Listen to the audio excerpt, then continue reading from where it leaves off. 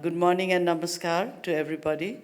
It is both an honor and pleasure to be part of the Hindu Kush Himalayan Parliamentarians Meet 2025.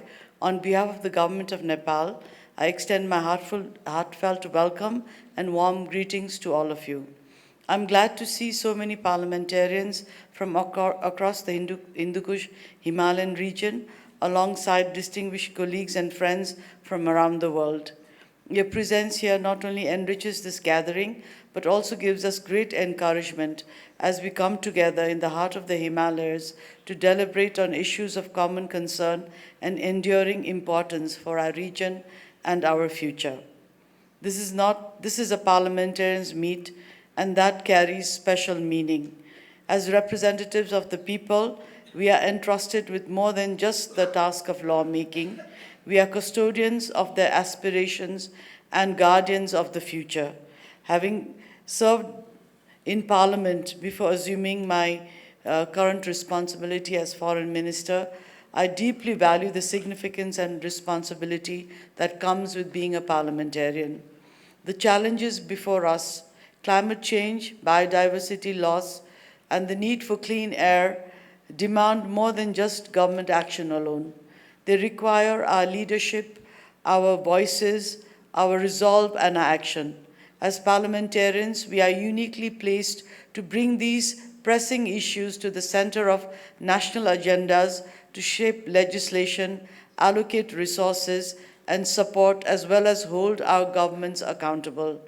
We gather at a time when the climate crisis is no longer a distant forecast, but a lived and daily reality. The 2025 World Meteorological Organization report featuring Nepal's Annapurna region shows that global temperatures have reached 1.5 degrees Celsius threshold for the first time in a calendar year. While the Paris Agreement's long-term 1.5 degrees Celsius target is not officially exceeded, it remains under serious threat.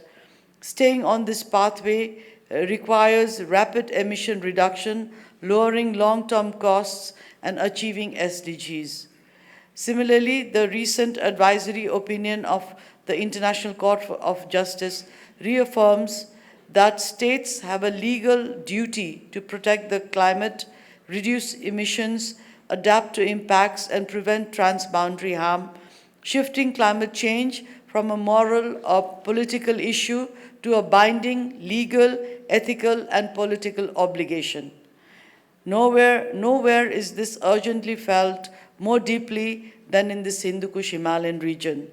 In recent weeks, massive floods in India, Pakistan, and Nepal have taken many lives and damaged many livelihoods, destroyed homes and infrastructure, and left many still missing. We feel it deeply in the grief of mourning families, the displacement of communities, and the loss of livelihoods. For Nepal, these challenges have been our daily realities. Our fragile mountain ecosystems are warming twice as fast as the global average. We are among the world's most climate vulnerable countries, facing earthquakes, glacial retreat, erratic monsoons, biodiversity loss, and frequent floods and landslides. Yet, Nepal's carbon footprint remains negligible. And enduring climate justice, as those who have contributed least bear the greatest burdens. Nevertheless, Nepal has chosen to act with determination. We have committed to becoming a net zero economy by 2045 under our long-term strategy. We have thrice submitted ambitious nationally determined contribution under the Paris Agreement, and we pursue a robust national climate change policy aimed at resilience building. Yet domestic resources alone will not suffice. Climate finance, technology transfer, and capacity building are critical for meaningful progress. In this context, I recall with pride the first edition of the Sagarmatha Samvad held in May in 2025 in Kathmandu, where leaders, thinkers, and policy makers from around the world gathered in this very place, giving birth to the Sagarmatha Call for Action, which is a 25-point roadmap for urgent climate action. We believe, and we continue to believe, that the highest point on earth must serve as a moral high ground for environmental justice. Our role as parliamentarians thus has never been more vital. Climate change respects no borders, no flags, no political divisions, as all the speakers before me have also stated. That is why we must come together, sharing experiences, learning from one another, and forging solutions that are bold, inclusive, and impactful. Let this meet be more than a platform for speeches. Let it be a space for listening, for unity, for building trust, and for raising our voice on a global level. Let's translate the ideas and commitments born here into laws, into policies, into community action, and into the lives of those who look to us for leadership. In closing, let this meet inspire us to act together, to honor our duty to future generations, and to leave behind a legacy of hope, resilience, and harmony with nature in the Hindu Kush Himalayan region and beyond. Thank you, and I wish you all a successful meet. Thank you and namaste. यो पहिलो र ऐतिहासिक सम्मेलन हाम्रो साझा पर्वतीय क्षेत्र र त्यससँग जोडिएका अरबौं जनताहरूको भविष्यको बारेमा छलफल, संकल्प, साझेदारी र ऐक्यबद्धता प्रकट गर्ने अवसर हो भन्ने मैले ठानेको छु। संसदीय परम्परामा नीति निर्माण गर्ने र सार्वभौम थलो संसदका मान्य सदस्यज्यूहरू र विज्ञहरूको यस सम्मेलनले हाम्रा साझा भविष्यको लागि सफल नीतिहरूको निर्माण र कार्यान्वयनमा सहयोग पुग्ने मैले अपेक्षा लिएको छु। नेपालको हिमाली क्षेत्र मुगु जिल्लाबाट निर्वाचित जनप्रतिनिधिको हैसियतले नेपाल सरकारको सङ्घीय वन तथा वातावरण मन्त्रालयको जिम्मेवारी सम्हाल्दै गर्दा वन तथा वातावरण क्षेत्रमा देखिएका विभिन्न चुनौतीहरूलाई सफलताका सम्पन्न गर्ने मेरो गहन जिम्मेवारी रहिआएको छ र यसमा मेरो जीवन र राजनीतिक यात्रामा जलवायु सङ्कटको नकारात्मक प्रभाव व्याप्त रहेको र जनताको पीडाहरू नजिकबाट हामीले देखिरहेका छौँ।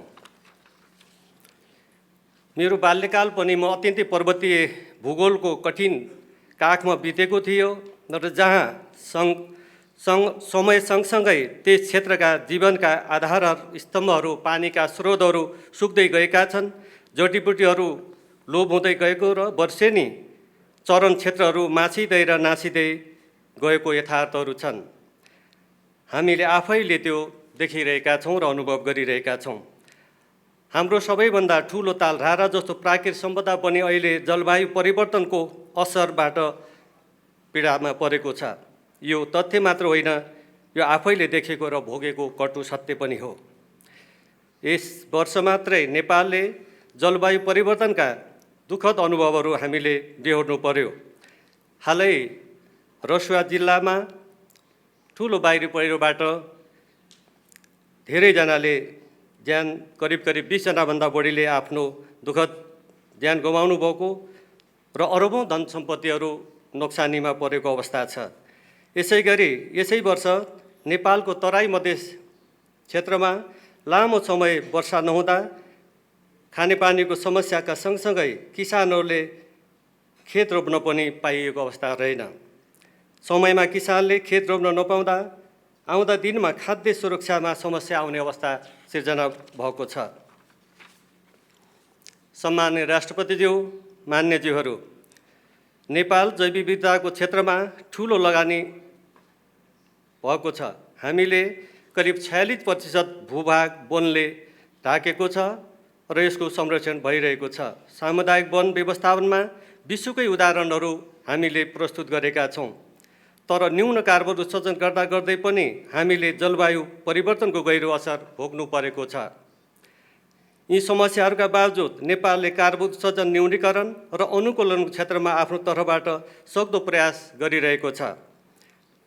नवीकरण ऊर्जा उत्पादनमा प्रगति, विद्युतीय सवारीको प्रवर्धन, स्थानीय अनुकूल योजनाको कार्यान्वयन, नदी तथा हिमतालहरूमा पूर्व सूचना प्रणालीको स्थापना र वायु प्रदूषण नियन्त्रणका लागि युरो 6 मापदण्डको लागू जस्ता उदाहरणहरू यसमा हाम्रा प्रमाणहरू छन्। साथै हामीले हालै सगरमाथा संवादको सफल आयोजनाका साथै त्यसै अवसरमा प्रस्तुत गरेको तेस्रो राष्ट्रिय निर्धारित योगदान एनडिसीमा पनि ऊर्जा, उद्योग, यातायात लगायतका क्षेत्रमा आगामी 10 वर्षका लागि जलवायु न्यूनीकरण, अनुकूलन र क्षति नोक्सानी व्यवस्थापनका लक्ष्यहरू समावेश गरिएका छन्। हिन्दुकुश हिमालय क्षेत्रका करिब 2 अर्ब जनताको पानी, खाद्य र ऊर्जा सुरक्षाको आधार पनि हो। तर यो जीवन आधार अहिले जलवायु परिवर्तन, जैव विविधता ह्रास र वायु प्रदूषणको गम्भीर चुनौती हामीले यो भोगिरहेका छौँ। यस क्षेत्रमा तापक्रम वृद्धि विश्व औसतभन्दा बढी छ। विश्व तापमान वृद्धिलाई 1.5 डिग्री सेल्सियसमा सीमित गरे तापनि हिन्दुकुश हिमालयमा यो वृद्धि 2 डिग्रीभन्दा बढी हुने अनुमान गरिएको छ, जसले हिमनदीहरू पग्लिने दर बढाउने, बाढी पहिरो, सुक्खा र हिमताल विस्फोटको जोखिमहरू बढाइरहेको छ। वायु प्रदूषणले मानव स्वास्थ्य, कृषि, पर्यटन सबैलाई प्रभावित गरिरहेको छ। विशेष गरी महिला, बालबालिका र विपन्न समुदाय सबैभन्दा बढी पीडित छन्। हिमालमा हिउँ पग्लिरहँदा तल्लो तटीय क्षेत्रका भूभागहरू डुबानमा पर्ने, समुद्रको सतह बढ्ने र टापु राष्ट्रहरूको औचित्य नै खतरामा पर्ने अवस्था छ। त्यसैले पेरिस सम्झौता अनुसार 1.5 डिग्री सेल्सियस लक्ष्य कायम राख्न, जलवायु वित्तमा समान र सहज पहुँच सुनिश्चित गर्न, अनुकूलनमा सहयोग विस्तार गर्न र क्षति नोक्सानी सम्बोधनमा ठोस कदम चाल्न अन्तर्राष्ट्रिय र क्षेत्रीय स्तरको सहकार्य र ऐक्यबद्धता अति आवश्यक छ। सम्माननीय राष्ट्रपतिज्यू, मान्य सदस्यज्यूहरू, मेरो आफ्नै अनुभवमा संसद मार्फत जलवायु नीति निर्माण र जैव विविधता र प्रदूषण नियन्त्रणका लागि कानुनी संरचना सुदृढ बनाउन र सरकारका कार्यक्रमहरूको अनुगमन तथा पारदर्शिता सुनिश्चित गर्न मान्यज्यूहरूको भूमिका अत्यन्तै महत्त्वपूर्ण हुन्छ। यी साझा चुनौतीहरू सामना गर्नका लागि क्षेत्रीय सहकार्य अपरिहार्य छ। पहिलो पटक आयोजना भएको यस ऐतिहासिक सम्मेलनको आयोजना गर्न पहल लिनुभएकोमा सङ्घीय संसद अन्तर्गतको कृषि, सहकारी तथा प्राकृतिक स्रोत समितिप्रति हार्दिक धन्यवाद दिँदै कृतज्ञता व्यक्त गर्न चाहन्छु। जलवायु सङ्कटको सम्बोधन, जैव विविधता संरक्षण, स्वच्छ वायु जस्ता विषयहरू वन तथा वातावरण मन्त्रालयको मुख्य कार्यक्षेत्र भएको हुनाले यस सम्मेलनबाट प्राप्त हुने निष्कर्षहरूलाई प्रभावकारी रूपमा कार्यान्वयन गर्ने म पूर्ण प्रतिबद्धता व्यक्त गर्न चाहन्छु। अन्तमा यस सम्मेलनमा सहभागी हुनुहुने सम्पूर्ण सहभागीहरूको काठमाडौँ बसाई सुखमय होस् भन्ने कामनाका साथ यस सम्मेलनले क्षेत्रीय सहकार्यलाई सुदृढ गर्दै सहयोग, साझेदारी र साझा ऐक्यबद्धतामा नयाँ ऊर्जा भर्नेछ भन्ने मैले शुभेच्छा दिँदै यो सम्मेलनको पूर्ण सफलताको शुभकामना व्यक्त गर्दै बिदा हुन चाहन्छु। धन्यवाद। काठमाडौँमा आज र भोलि सञ्चालन हुने यो उच्च स्तरीय कार्यक्रमले जलवायु परिवर्तन, जैव विविधता संरक्षण, वायु प्रदूषण नियन्त्रण आदिका सन्दर्भमा हामी हिन्दुकुश देशका नीति निर्माताहरूको क्षेत्र साथै जलवायु क्षेत्रमा काम गर्ने कूटनीतिज्ञहरूको समग्र प्रयासबाट महत्त्वपूर्ण योगदान अभिवृद्धि हुनेछ भन्ने मैले विश्वास लिएकी छु। 21औं शताब्दीमा जलवायु परिवर्तनका कारणले मानव सभ्यता र समस्त पृथ्वीका प्राकृतिक स्रोतमाथि पर्ने दुष्प्रभाव सम्पूर्ण मानव जातिको अस्तित्वका लागि ठुलो चुनौतीको विषय हो। आजको विश्वमा हामी सबैले कुनै न कुनै मात्रामा जलवायु परिवर्तनको असर प्रत्यक्ष वा अप्रत्यक्ष रूपमा भोगि नै रहेका छौँ। यस्ता असरहरूले मुलुकहरूको अर्थतन्त्र र वातावरणमा नकारात्मक प्रभाव पारिरहेका छन्। पृथ्वीको तापक्रममा भएको वृद्धिले जैविक विविधतामा ल्याउने ह्रास, वायु प्रदूषणका कारणले जनस्वास्थ्यमा पार्ने प्रभाव हामी सबैले सुन्दै, देख्दै र भोग्दै आएको विषय हुन्। जलवायु परिवर्तनले पार्ने विभिन्न खाले साना तथा ठुला जोखिमका सामना गर्नका लागि सरकार तथा अन्तर्राष्ट्रिय समुदायले विभिन्न प्रयासहरू पनि गर्दै आएका छन्, तर यी प्रयासहरू पर्याप्त देखिएका छैनन्। नेपाल लगायत हिन्दुकुश हिमालय क्षेत्रका मुलुकहरूमा जलवायु परिवर्तनका जोखिमहरू एकदम गम्भीर रूपमा देखा परिरहेको कुरा सर्वविदितै छ। फलस्वरूप यस क्षेत्रको जैविक विविधता सङ्कटमा परिरहेको छ। यस क्षेत्रमा प्राकृतिक प्रकोपका घटना तीव्र गतिले बढिरहेका छन्। हिन्दुकुश हिमालयमा पर्ने सबै मुलुकहरूले जलवायु परिवर्तन, यस क्षेत्रका जैविक विविधतामा आइरहेको ह्रास, वायु प्रदूषण लगायतका मानव सिर्जित चुनौतीबाट यो क्षेत्र र समुच्च पृथ्वीलाई बचाउने कार्यमा आफ्नो क्षेत्रबाट विशिष्ट किसिमको योगदान गर्नुपर्ने भएको छ। यसका लागि मुलुकहरूका बीचमा सामूहिक कार्य र एकबद्धता हुन जरुरी छ। जलवायु परिवर्तन लगायतका अन्य मानव सिर्जित चुनौतीका विषयमा व्यापक छलफल गर्न तथा यस बारेमा गहिरो जानकारी लिई आफ्नो मुलुकमा आवश्यक नीतिगत र कानुनी सुधार गर्ने कार्य यस क्षेत्रका जनप्रतिनिधिहरूका लागि पनि आवश्यकको विषय हो। यी विषयवस्तु अब विज्ञान र प्रविधिको क्षेत्रभित्र मात्र सीमित नभएर मुलुकको राजनीति, अर्थतन्त्र र क्षेत्रीय सहयोग र सहकार्यसँग जोडिएको पनि छ। जनताको स्वास्थ्य, जनजीविका, मुलुकको आर्थिक विकास, कृषि विकास, पर्यटन, पूर्वाधार निर्माण, ऊर्जाको उपयोग आदि सबै विषय जलवायु परिवर्तन, वायु प्रदूषण, जैविक विविधता संरक्षणसँग जोडिएका छन्। जलवायु परिवर्तनका जोखिमका सामना गर्नका लागि अपनाइएका अन्तर्राष्ट्रिय प्रयासहरूमा राजनीतिक र कूटनीतिक अंशहरू बढी देखिन थालिसकेका छन्। त्यसैले जलवायु परिवर्तनका जोखिमहरूसँग जुझ्न अब हामीले कार्यपालिका, व्यवस्थापिका र न्यायपालिका लगायतका निकायहरू र आफ्नो मुलुकभित्र रहेका विभिन्न राजनैतिक र प्रशासनिक तहहरूका बीचको सहकार्यका साथै जलवायु सम्बन्धी कार्य गरिएको गैर सरकारी संस्था, सञ्चारकर्मी तथा विद्वत वर्गहरूसँग सहयोग र समन्वय गर्ने सबैको संयुक्त प्रयासबाट अगाडि बढ्नुपर्ने आवश्यकता छ। जलवायु परिवर्तनका विविध पक्षका बारेमा ज्ञानको अभिवृद्धिका साथै जलवायु कूटनीतिको क्षेत्रमा पनि नीति निर्माता सांसदहरूले आफ्ना ज्ञान र सिपका दायरालाई अझ फराकिलो र परिष्कृत गर्दै लैजानु आजको आवश्यकता रहेको छ। नेपालको संसदीय फाँटबाट क्षेत्रीय तहमा सहकार्यका लागि क्लाइमेट पार्लियामेन्टको व्यवस्था गर्न नेपाल लगायत मित्र राष्ट्रहरू भारत, बङ्गलादेश, श्रीलङ्का तथा भुटानको सांसदहरूका बीच छलफल भइरहेको विषय पनि यहाँ जानकारी गराउन सान्दर्भिक ठानेको छु। हिन्दुकुश हिमालय अन्तर्गतका मुलुकहरूका नीति निर्माताहरूको यस पार्लियामेन्टेरियन मिटले यस्ता प्रयत्नलाई अझ थप मद्दत पुर्याउने अपेक्षा समेत मैले गरेकी छु।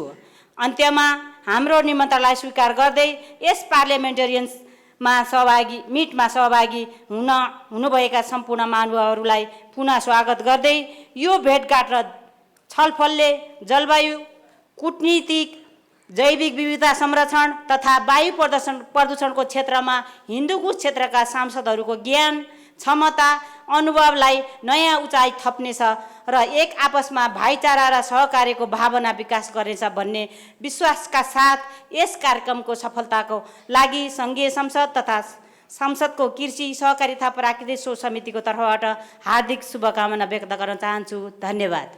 As you have already heard, Hindu-Kush Himalaya is the water towers of Asia and is often referred to as the third pole because it contains the largest ice mass outside the polar region and is source of the 10 major rivers of Asia.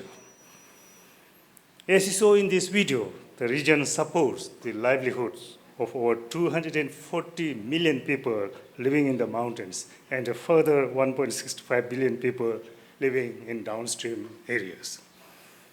This means, ladies and gentlemen, that almost 1/4 of humanity benefits from the Hindu-Kush Himalaya. However, our region faces accelerated impacts from the triple planetary crisis: climate change, pollution, and biodiversity loss.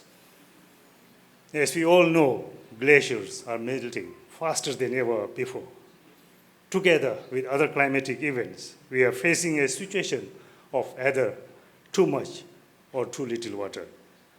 Floods and droughts are often occurring at the same time in different parts of our region. Glacier Lake outburst floods are increasing at an alarming rate, along with flash floods caused by extreme events like cloud bursts. In terms of biodiversity, our estimated 70 to 80% of the habitats are reported to be in degraded conditions, not only affecting the survival, not only threatening, I would say, the survival of iconic species like the Royal Bengal tiger and snow leopard, but also affecting the livelihood of people. Ladies and gentlemen, our region, particularly the Indo-Gangetic plains and Himalayan foothills, is one of the most polluted regions in the world, with PM 2.5 levels often exceeding 400 micrograms per cubic meter. This has serious impacts on our health, quality of life, environment, agriculture productivity, and economy. Excellencies, ladies and gentlemen, Hindu Kush Himalayas is becoming an epicenter of multi-hazards with increasing vulnerabilities from geological, hydrological, and climatic risk. Most of the challenges we face, disasters, air pollution, biodiversity loss, are transboundary in nature. And despite their global importance, mountain ecosystems remain underrepresented in national, regional, and international climate policies. Existing frameworks often overlook the unique challenges and contributions of mountain regions, leaving them inadequately addressed in global environmental governance. Increasing losses and damages from climate change-induced hazards and disasters have significantly increased the need for investment. The HKH countries need around USD 740 billion annually for both adaptation and mitigation. Evidence-based policies and legislations, innovative solutions, informed decisions, increased and targeted investment, and collaborative actions are essential for building resilience, prosperity, and sustainability in the Hindu Kush Himalayan region. As parliamentarians, your role as people's elected representatives in enacting laws, influencing policies, reviewing development plans, and allocating resources, and advocating for mass participation has never been more important and crucial than it is now. Excellencies, I take this opportunity to appeal to you that when it comes to climate change, there should be no differences among our political parties within the countries. We should speak with one voice because it affects every one of us.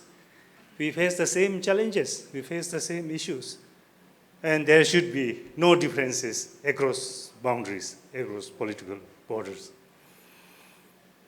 This historic parliamentary meet has therefore brought us all in the same room to discuss our shared challenges and, most importantly, to come up with shared solutions for the member countries of the Hindu Kush Himalaya.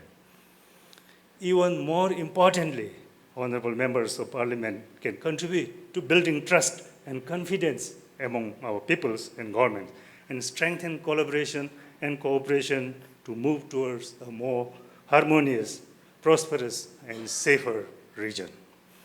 We may argue that this is a tall ask given the geopolitical challenges that we are facing.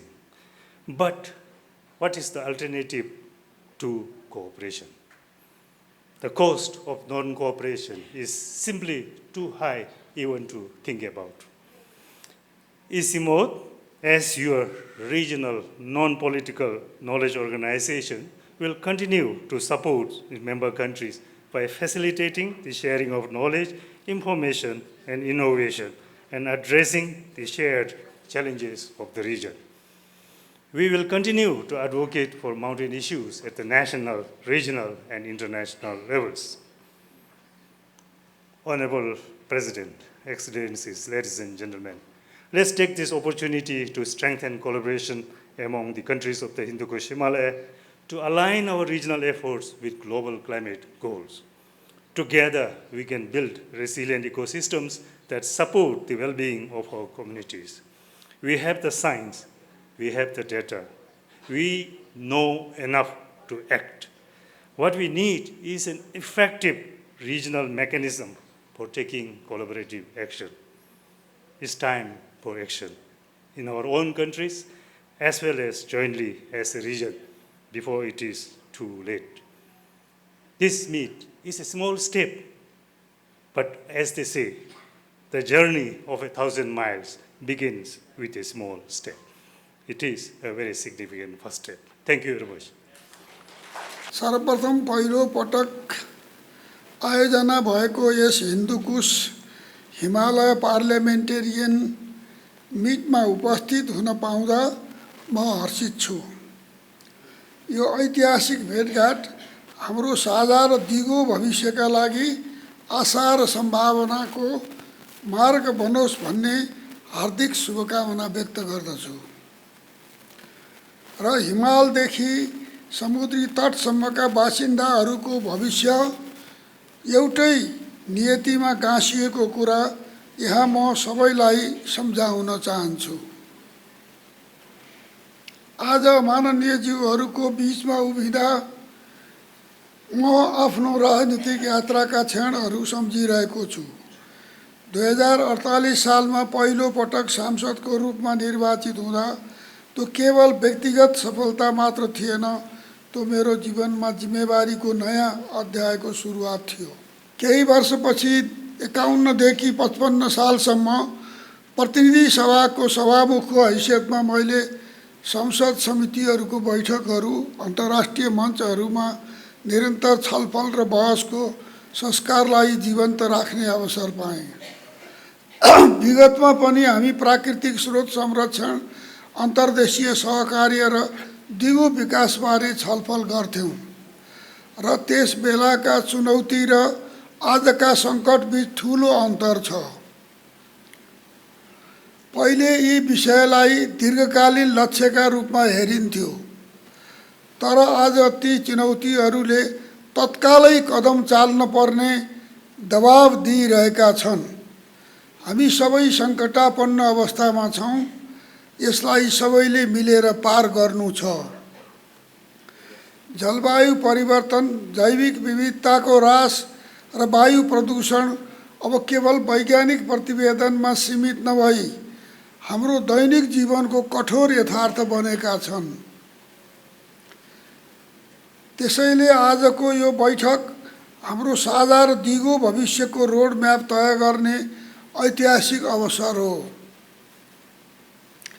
यो हिन्दुकुश हिमालय क्षेत्रको भूगोल, हिमालय क्षेत्र, वन, नदी र वायुमण्डलको भविष्यबारे दृढ सङ्कल्प जनाउने अवसर हो।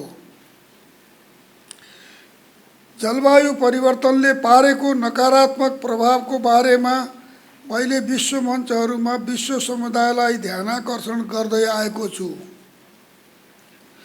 विश्वव्यापी तापमान वृद्धिलाई 1.5 डिग्री सेल्सियससम्म सीमित गर्न पेरिस सम्झौतामा गरिएको प्रतिबद्धता पूरा गर्न सम्बन्धित पक्षहरूले आफ्नो ठाउँबाट योगदान पुर्याउनु आजको आवश्यकता हो। माननीय संसद सदस्यज्यूहरू, हाम्रा यस क्षेत्रको हिमालबाट बग्ने नदीको पानी, वनबाट प्राप्त हुने अक्सिजन वा कृषियोग्य भूमिको उर्वरताले यहाँका 2 अर्बभन्दा बढी मानिसका लागि प्रत्यक्ष वा अप्रत्यक्ष रूपमा जीवनयापनमा योगदान पुर्याएको छ। तर यो जीवनयापनको आधार आज सङ्कटमा छ। विश्वव्यापी तापमान वृद्धि 1.5 डिग्री सेल्सियसको हाराहारीमा पुगिरहँदा हाम्रो हिमालय क्षेत्रमा औसतभन्दा धेरै वृद्धि भएको छ। वैज्ञानिक तथ्यहरूका अनुसार पेरिस सम्झौतामा हामी सबैले जनाएको प्रतिबद्धता अनुसार दीर्घकालीन रूपमा 1.5 डिग्री सेल्सियसको लक्ष्यमा सीमित गर्न सकिन्छ कि भनिए तापनि पछिल्ला दशकहरूमा यहाँका हिमनदीहरूको पग्रिने गति बढिरहेको सन्दर्भमा यसको असर तल्लो तटीय क्षेत्रमा रहेका गाउँ बस्तीदेखि हजारौं किलोमिटर टाढासम्म पुग्दा बाढी पहिरो जस्तो जलवायुजन्य विपदको रूप लिइरहेको अवस्था छ। हाम्रो क्षेत्र जैविक विविधताका दृष्टिले धनी छ। विश्वका दुर्लभ वनस्पति र जनावरहरूको वासस्थान यहाँ छ। जैविक विविधतामा आएको ह्रासले हाम्रो खाद्य सुरक्षा, सांस्कृतिक सम्पदा, प्रजातिहरू लोप हुन सक्ने सम्भावनाका साथै समग्र अर्थतन्त्रमा पनि असर गरिरहेको छ। यी चुनौतीहरूका बावजुद म यो अवसरमा सदस्य राष्ट्रहरूले जलवायु परिवर्तनको समस्या सम्बोधन, वायु प्रदूषण नियन्त्रण तथा जैविक विविधता संरक्षणका लागि गरेका उल्लेखनीय कार्यहरूको प्रशंसा पनि गर्न चाहन्छु। विविध समस्याका बावजुद विश्वका लागि उदाहरणीय हुने कार्य यस क्षेत्रमा भएका छन्। जलविद्युत उत्पादन र प्रयोगका लागि सहकार्य, सौर्य ऊर्जा प्रवर्धन, वन संरक्षणमा समानुपातिक सहभागिता, जलवायुजन्य विपदको पूर्व सूचना प्रणाली विकास लगायत जलवायु अनुकूलन र न्यूनीकरणमा क्षेत्रीय सहकार्यका थुप्रै त्यस्ता पहलहरू यस क्षेत्रमा भएका छन्। जैविक विविधता संरक्षणका लागि राष्ट्रिय निकुञ्ज र संरक्षित क्षेत्र विस्तार, वन्यजन्तु निगरानी प्रणालीको आधुनिकीकरण र स्थानीय समुदायसँगको सहकार्य प्रशंसनीय छ। वायु गुणस्तर सुधारका लागि सार्वजनिक यातायात क्षेत्रमा सुधार, विद्युतीय सवारी साधन प्रवर्धन र उद्योगहरूको उत्सर्जन नियन्त्रण जस्ता कदमहरू सन्तोषजनक छन्। मान्यज्यूहरू, नीति निर्माण तहमा हामीले वैज्ञानिक तथ्य र जनआवाजलाई आधार मानेर जलवायु, जैविक विविधता र वायु प्रदूषण सम्बन्धी समय सापेक्ष, जनमुखी र कार्यान्वयन योग्य नीति तर्जुमा गर्नुपर्छ।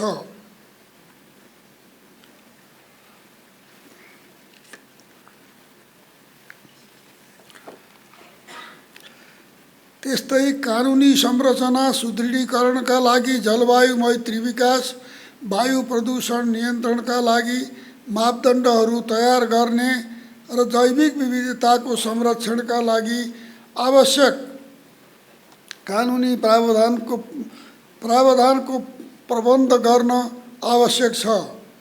जवाफदेहिताको सुनिश्चितताका लागि हाम्रा कार्यक्रमहरू कार्यान्वयन भए नभएको अनुगमन, स्रोतहरूको पारदर्शिता र परिणामको मूल्याङ्कन सांसदले मूलभूत दायित्व निर्वाह गर्नुपर्छ। मान्यज्यूहरू, आज र भोलि 2 दिनसम्म हुने अन्तर्क्रिया विचार विमर्शपछि तपाईहरूले केही साझा सङ्कल्पना गर्नुहुनेछ भन्ने मैले विश्वास लिएको छु। साथै यस प्रकारको संसदीय संवादलाई नियमित र संस्थागत बनाउँदै यसलाई दीर्घकालीन सहकार्यको आधारका रूपमा विकास गर्न अपेक्षासहित मान्यज्यूहरूलाई पुनः शुभकामना व्यक्त गर्दछु। अन्त्यमा हाम्रो साझा प्रयासले हिन्दकुश हिमालय क्षेत्रलाई जलवायु सहिष्णु, जैविक विविधतामा समृद्ध र स्वच्छ हावायुक्त बनाउने दिशामा ठोस कदम अघि बढोस् भन्ने शुभकामना व्यक्त गर्दै महत्त्वपूर्ण यो कार्यक्रम आयोजना गरेकोमा सङ्घीय संसद तथा कृषि सहकारी तथा प्राकृतिक स्रोत समितिलाई धन्यवाद दिन चाहन्छु। जय नेपाल।